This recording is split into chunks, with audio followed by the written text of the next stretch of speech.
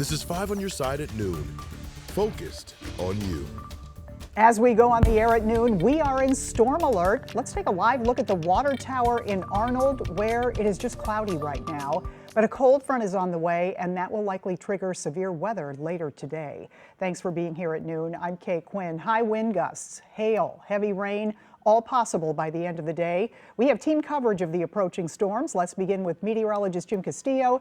He has the timeline and the weather first forecast. Yeah, hi Kay. So it is this afternoon, and I'll give you the exact timing coming up. This afternoon, we'll start to see the development of thunderstorms in our western counties and then through the metro as we get into late afternoon and early evening.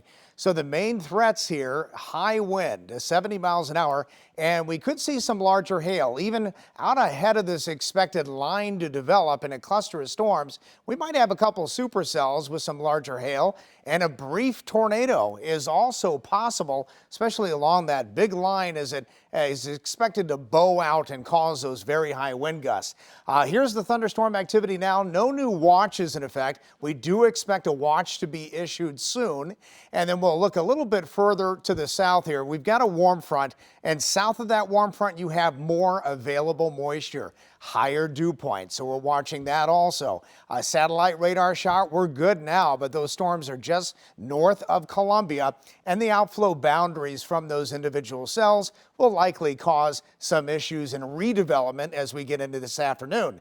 So all the ingredients are there for severe weather. Here's 4:15 p.m. out ahead. See that line moving through into the metro by the evening hours and that evening commute.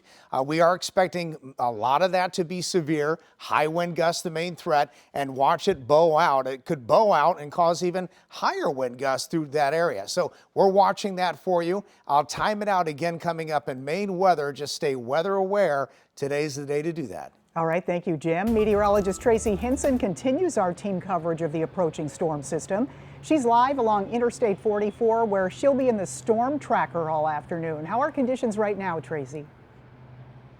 Well, Kay, what's making me a little bit nervous is the sun that's been coming in and out. Now, let me tell you, when the sun does break through those clouds, you feel that heating very quickly. And anytime we have that heating, we're also going to have that rise, that moisture, that warmth will continue to rise, and that helps give the energy and power off some of those storms. It helps them to grow to be intense. So the more sunshine we see today, the more likely it is that we are going to have some stronger storms this afternoon. Now, my positioning along Interstate 44 is a strategic one here.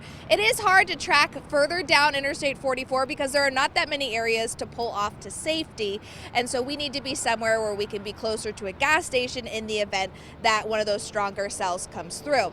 Another thing too is our connection starts to get a little lost down Interstate 44, but depending on this, we also may track up into O'Fallon if those storms look like they're going to be severe in that direction. So we will change our position as the storm comes in.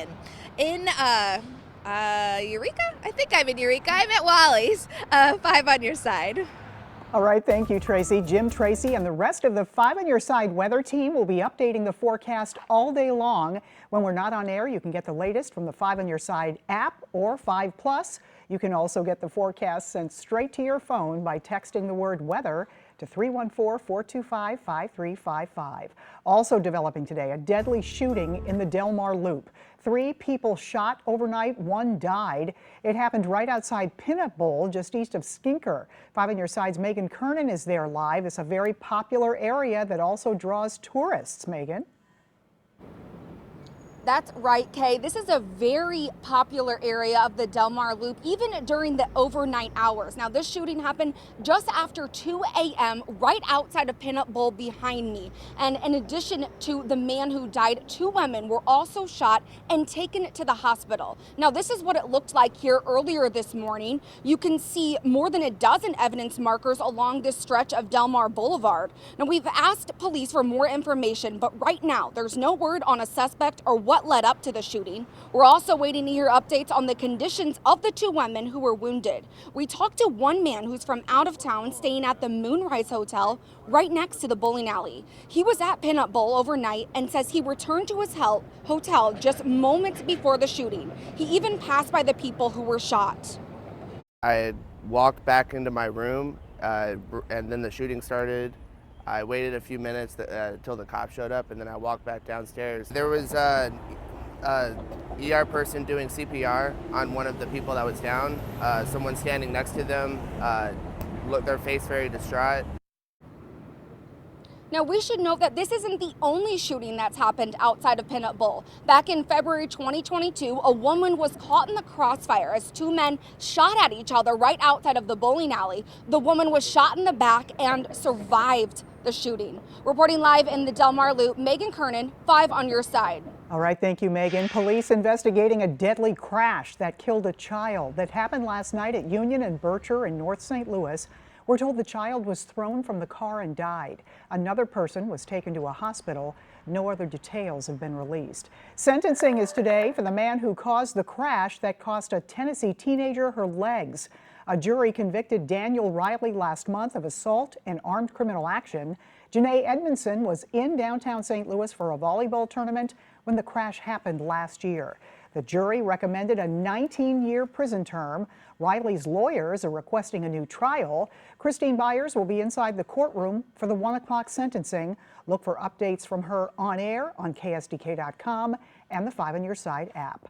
Today, MoDOT will ask for public input on changes coming to Interstate 70. It's all part of the I-70 improvement plan, which would expand the lanes of I-70 from the I-64 interchange to Lake St. Louis. That public meeting is in Wentzville at the Community Club. It begins at 6:30. We now have an update on breaking news we brought you yesterday at noon. The teen who disappeared in St. Charles County is now home with his family.